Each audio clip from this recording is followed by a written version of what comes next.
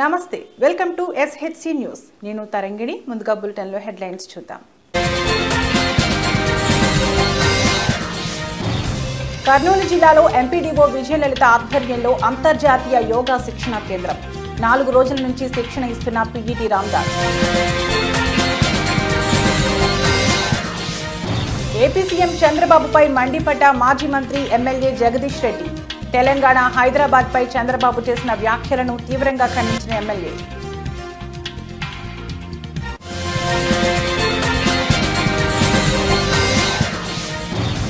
Gaddar film అవార్డులను ప్రకటించిన తెలంగాణ రాష్ట్ర ప్రభుత్వం పలువురు సినీ సెలబ్రిటీలకు అత్యున్నత అవార్డులు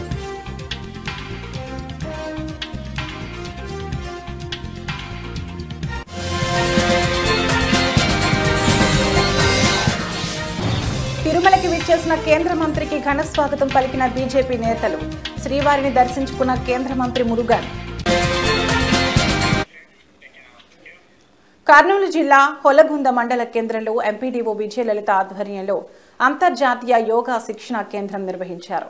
ఈ కార్యక్రమంలో మండల అధికారులు ఉన్నారు. యోగా శిక్షణ మాస్టర్ PET రామదాస్ యోగా శిక్షణలో 4 రోజుల నుంచి శిక్షణ ఇస్తున్నట్లు తెలిపారు. ఈ కార్యక్రమంలో MEO 1 Satyanarayana, MEO 2 Jagannatham, ICDS supervisor Shobharani, panchayati కార్యదర్శి రాజశేఖర్ గౌడ్, మండల అధికారులు పాల్గొన్నారు.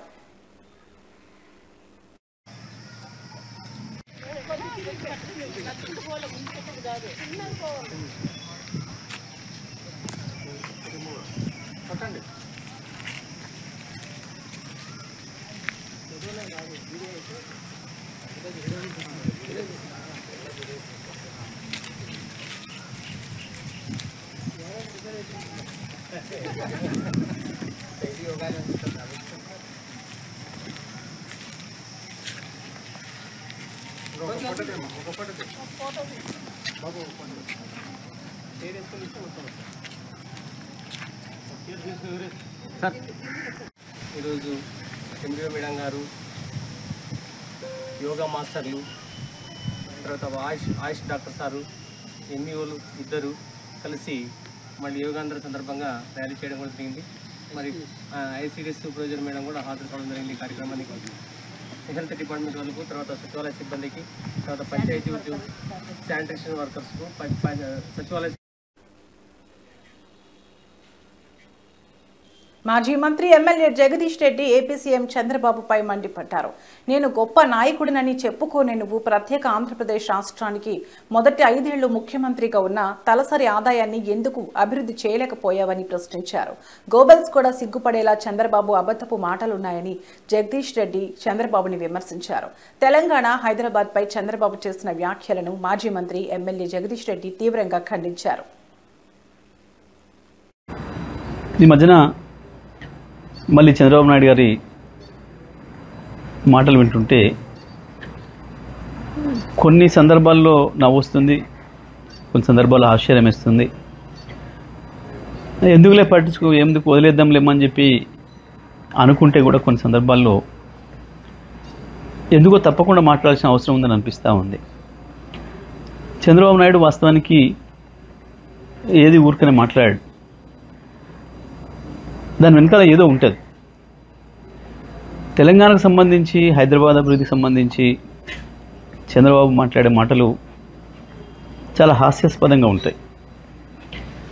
కానీ దాంట్లో ఏదో మోసపూరితమైన విషయాలు కూడా ఉంటాయి. ఎందుకంటే ఆయన నిన్న మొన్న మాట్లాడింది, మహానాడులో మాట్లాడింది, అసలు అది తెలంగాణకి ఏమాత్రం సంబంధం లేని కార్యక్రమం అక్కడ. కానీ అక్కడ మళ్ళీ నిన్న మాట్లాడుతూ ఇవాళ భారతదేశంలో తెలంగాణ తలసరి ఆదాయం నెంబర్ 1 ఉంది, కానీ దానికి కారణం నేనే అని మాట్లాడడం, పదే పదే హైదరాబాదు నేనే అభివృద్ధి చేసిన. సరే ఇవి చెత్త మాటలు లేని కొట్టేద్దామని అనిపిస్తుంది. కానీ ఒక అబద్ధాన్ని 100 సార్లు చెప్తే నిజమని నమ్ముతారు అని ఏదైతే మనం గోబెల్స్ సిద్ధాంతం గురించి వెళ్ళి మాట్లాడుకుంటున్నామో, గోబెల్స్ కూడా దేశంలో తెలంగాణ తలసరి ఆదాయం నెంబర్ 1 ఉంది, కానీ దానికి కారణం నేనే అని మాట్లాడడం, పదే పదే హైదరాబాదు నేనే అభివృద్ధి చేసిన. సరే ఇవి చెత్త మాటలు లేని కొట్టేద్దామని అనిపిస్తుంది. కానీ ఒక అబద్ధాన్ని 100 సార్లు చెప్తే నిజమని నమ్ముతారు అని ఏదైతే మనం గోబెల్స్ సిద్ధాంతం గురించి మాట్లాడుకుంటున్నామో, గోబెల్స్ కూడా సిగ్గుపడే పద్ధతిలో ఉంటాయి చంద్రబాబు నాయుడు గారి పనులు, మాటలు. ఈ మధ్యన మళ్ళీ చంద్రబాబు నాయుడు గారి మాటలు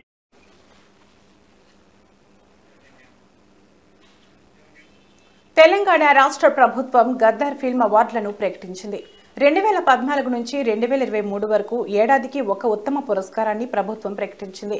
ప్రజాకవి కాళోజీకి స్పెషల్ జ్యూరీ అవార్డు, బాలకృష్ణకు NTR national film award, Vijay దేవరకొండకు కాంతారావు అవార్డు, మణిరత్నంకు పైడి జయరాజ్ ఫిల్మ్ అవార్డు, అట్లూరి పూర్ణచంద్రరావుకు Nagireddy and Chakrapani film award, సుకుమార్కు బిఎన్ రెడ్డి ఫిల్మ్ అవార్డులను తెలంగాణ రాష్ట్ర ప్రభుత్వం ప్రకటించింది.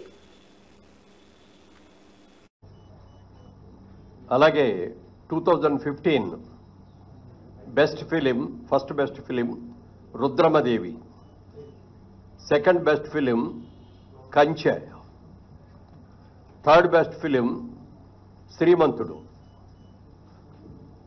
2016లో first best film Shatamanam Bhavati, second best film Pelli Choopulu, third best film Janata garage.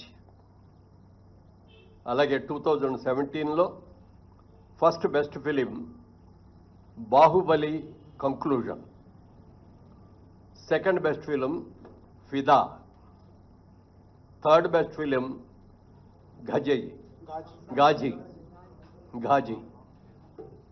అలాగే 2018లో first best film Mahanati, second best film Rangasthalam, third best film care of Kancharapalem. 2019లో first best film Maharshi, second best film jersey, third best film Mallesham. అలాగే 2020లోకి వచ్చేటప్పటికి first best film అలవై. బోరబొండలో BRS minority cell అధ్యక్షుడు సర్దార్ మృతి పట్ల కూకట్పల్లి ఎమ్మెల్యే మాధవరం కృష్ణారావు సంతాపం వ్యక్తం చేశారు. బోరబొండలో కాంగ్రెస్ నాయకుల వేధింపులకు బీఆర్ఎస్ మైనార్టీ సెల్ అధ్యక్షుడు సర్దార్ ఆత్మహత్య చేసుకోవడం బాధాకరమన్నారు. బీఆర్ఎస్ పార్టీలో 10 సంవత్సరాలు అనుభవించి కాంగ్రెస్ కు వెళ్లిన కార్పొరేటర్ అరాచకాలు పీసీసీ అధ్యక్షుడు గమనించాలన్నారు. బీఆర్ఎస్ మైనార్టీ సెల్ అధ్యక్షుడు సర్దార్ మృతికి కాంగ్రెస్ పార్టీనే బాధ్యత వహించాలన్నారు కూకట్పల్లి ఎమ్మెల్యే మాధవరం కృష్ణారావు. కాంగ్రెస్ సంబంధించినటువంటి వాళ్ళు విచిత్రం ఏంటంటే, పాత కాంగ్రెస్ సంబంధించినటువంటి వాళ్ళు ఎవరు కూడా ఈ రకంగా చేయట్లేదు. టీఆర్ఎస్ పార్టీలో ఉండి 10 ఏళ్ళు ఎంజాయ్ చేసి మళ్ళీ పోయి కాంగ్రెస్ పార్టీలో జాయిన్ అయ్యి ఎన్నో రకాలుగా ఇబ్బంది పెడుతున్నటువంటి వాళ్ళని చూసి కాంగ్రెస్ గవర్నమెంట్ ఆలోచన చేయాలి. ముఖ్యమంత్రి గారు కానీ పిసిసి అధ్యక్షుడు కానీ దీని మీద ఆలోచన చేయాలి. మీ కార్యకర్తలు చేస్తున్నటువంటి దుర్మార్గం వల్ల, నిన్న మీ కార్పొరేటర్ చేసినటువంటి దుర్మార్గం వల్ల నిన్న సర్దార్ అంటే నిండు ప్రాణం ఉన్న 30-40 సంవత్సరాల పిల్లగాడు, 2 ఆడపిల్లలు ఉన్నారు, దుంకి చనిపోయాడంటే ఏ రకంగా హైదరాబాద్ నగరంలో ఈ వస్తువులకు పాల్పడుతున్నటువంటిది కూడా ఒకసారి ఆలోచన చేయాలి. గతంలో మేము కేసీఆర్ ప్రభుత్వంలో 10 ఏళ్లలో ఎక్కడ కూడా ఎవరిని కూడా ఇబ్బంది పెట్టకుండా, చిన్నవాళ్ళ తెరువు పోకుండా 72 గజాల జాగా ఎవరైనా కట్టుకుంటే కూడా వాళ్ళకు రూపాయి పర్మిషన్లా ఇప్పించి వాళ్ళకు.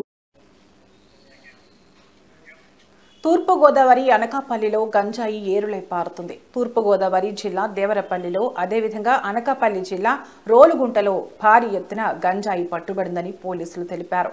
18 మూటల గంజాయి దొరికిందన్నారు.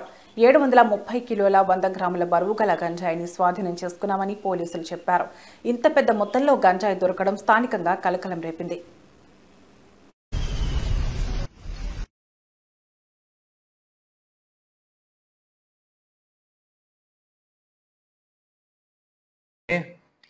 ఎర్లీ మార్నింగ్ అవర్స్ లో మనకి ఒకటి ఇన్పుట్ వచ్చింది. Based on that input SI Rolugunta and SI Kothakota ఇద్దరు ది రెస్పెక్టివ్ టీమ్స్ తో పాటు లాట్ 11 18 మూటలు, మొత్తం 18 మూటలు, 730 కిలోల 100 గ్రాములు.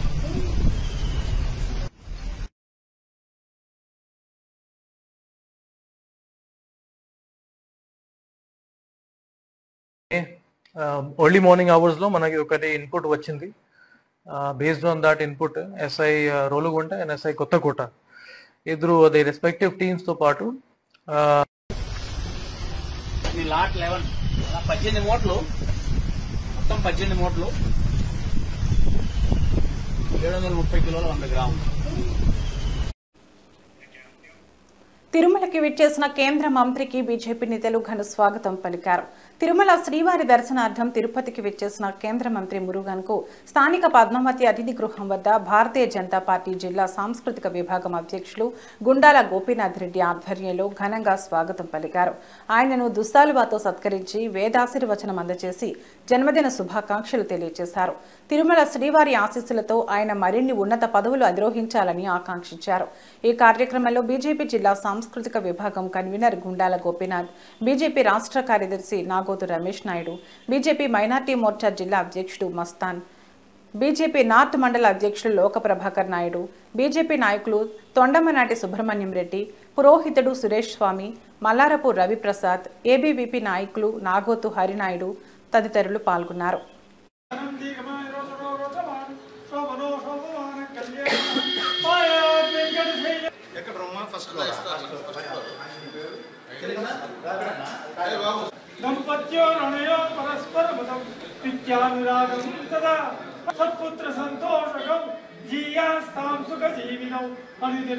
ఈరోజు కేంద్ర మంత్రి ఈరోజు తిరుపతికి ఇచ్చేశారు. ఆయనకి గ్రాండ్గా మేము బీజేపీ నాయకులు వెల్కమ్ చెప్పాము. ముఖ్యంగా ఈరోజు ఆయన జన్మదినం, అందువల్ల మేము బీజేపీ నాయకులంతా విచ్చేసి ఆయనకి ఆశీర్వాదం ఇచ్చాము. వెంకటేశ్వర స్వామి దివ్య ఆశీస్సులతో ఆయన మరెన్నో జన్మదినాలు సంపూర్ణ ఆరోగ్యంగా జరుపుకోవాలి, వెంకటేశ్వర స్వామి ఆశీస్సులు ఎల్లప్పుడూ ఉండాలని ఈరోజు జన్మదిన సందర్భంగా మేము ఆయనకు జన్మదిన శుభాకాంక్షలు తెలియజేస్తాము.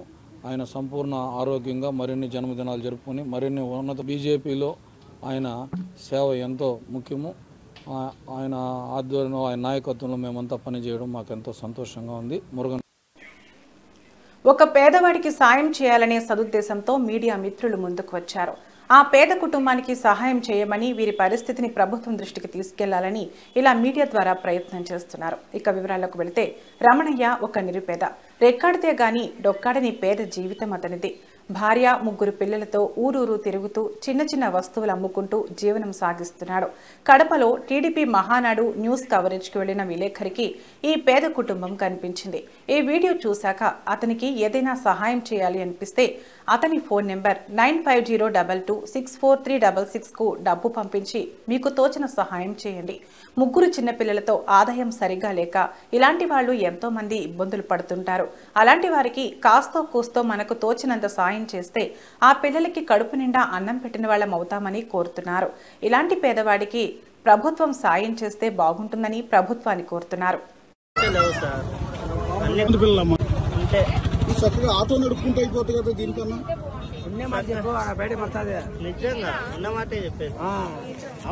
కాదు. ఆటో నడుపుకుంటే కిరాయికి దానికే డబ్బులు వస్తాయి కదా. సీరియల్ లో ప్రకారం పోవాలంటే కాదు, మొత్తం పక్కా సీరియల్. ఇప్పుడు పనులు పెట్టినారనుకో, వాళ్ళకు ఇప్పుడు ఎక్కించిన వాళ్ళకు కూడా ఎంతో కొంత అట్లా నెంబర్ ప్రకారం చేసుకున్నారంతా, బుకింగ్ చేసుకున్నారు ఊళ్ళన్నీ. వేరే ఆట పెట్టేదానికి అవకాశం లేదు. ఏ ఊరు లోకేష్ గారు ఇక్కడే ఉన్నాడు కదా, ఆయనకి ఏమైనా చెప్తావా, ఏమైనా అడుగుతావా? ఆయన్ని ఏం లేదు సార్, మాకు స్థలం లేదు, ఊళ్ళో గుడిసెలోనే ఉన్నాం మేము.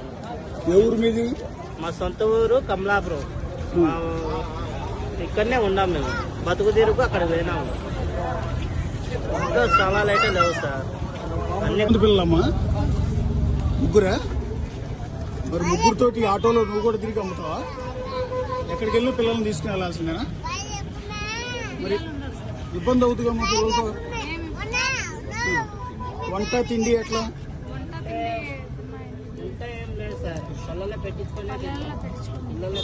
ఆటోలో వెళ్ళేటప్పుడు వండుకోరా?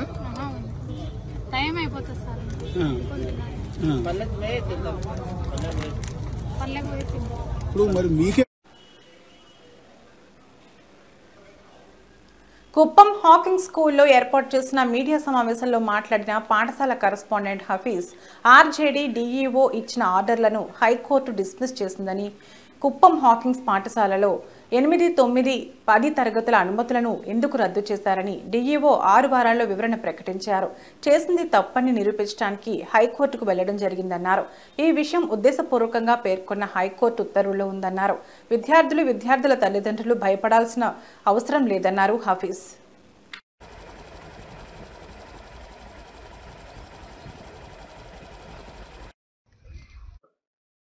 సార్ మీరు ధైర్యంగా ఉండండి సార్, ఇది ఏమి రాజకీయంగా చేసిండేది మాత్రమే, ఇది మీరు ఎక్కడ భయపడాల్సిన అవసరం లేదు, మీరు ధైర్యంగా ఉండండి అని చెప్పి మాకు వాళ్ళు ధైర్యం చెప్తుంటే, మీకు ఏదైనా సపోర్ట్ కావాలంటే ఎల్లప్పుడూ మేము మీకు సపోర్ట్గా ఉంటామని చెప్పి ప్రతి ఒక్కరూ ఫోన్ చేసి మరి స్కూల్ దగ్గరకు వచ్చి మరి ఒక 2 రోజుల ముందు జరిగిన ఆత్మీయ సమావేశంలో కూడా దాదాపు 1000 మంది వచ్చి మేమున్నాము అంటే న్యాయం మా వైపు ఉంది కాబట్టే ఇంతమంది వస్తున్నారు, అడుగుతున్నారు, సపోర్ట్ ఇస్తున్నారు. సో దయచేసి తల్లిదండ్రులు ఎవరైతే భయపడ్డారో భయపడాల్సిన అవసరం లేదు. ఆర్డర్ కాపీస్ ఉన్నాయి మన దగ్గర, ఎప్పుడైనా కావాలంటే తీసుకోవచ్చు. రేపు మీకు న్యూస్లో కూడా వస్తుంది A to Z. ఏమాత్రం భయపడాల్సిన అవసరం లేదు. నాకు అర్థం కాని విషయం ఏంటంటే హైకోర్టు డిఓ మేడంకి, ఆర్జేడీ సార్కి, ఎడ్యుకేషన్ డిపార్ట్మెంట్కే 8 వీక్స్ టైం ఇచ్చారు. ఎందువలన ఇలా చేయాల్సి వచ్చింది రిప్లై ఇవ్వండి అని చెప్పేసి. మరి నేను అడిగింది కేవలం 10 రోజుల టైం మాత్రమే. నేను సెండ్ చేసిన లెటరు చేరక ముందే స్కూలు 8, 9, 10 విత్డ్రాల్ చేసుకున్నామని చెప్పి ఉత్తర్వులు జారీ చేయడము, అంత ఎమర్జెన్సీ ఏమునిందో నాకైతే అర్థం కాలేదు. సార్ మీరు ధైర్యంగా ఉండండి సార్, ఇది ఏమి రాజకీయంగా. తిరుపతి నగరంలో మురుగు కాలువల్లో ఎక్కడా చెత్త లేకుండా తొలగించాలని నగరపాలక సంస్థ కమిషనర్ ఎన్ మౌర్య అధికారులను ఆదేశించారు.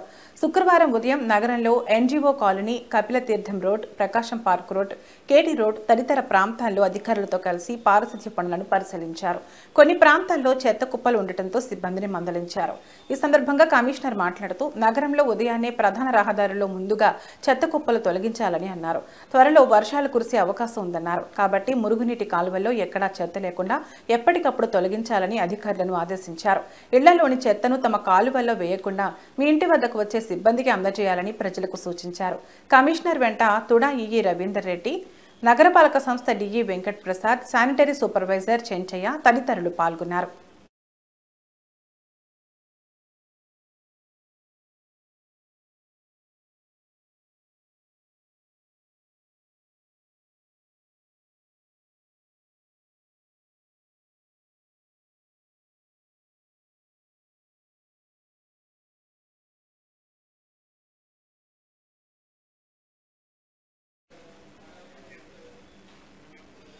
ఇవి ఇప్పటివరకున్న బులెటిన్ అప్డేట్స్. మరో బులెటిన్లో మళ్ళీ కలుద్దాం. నమస్తే.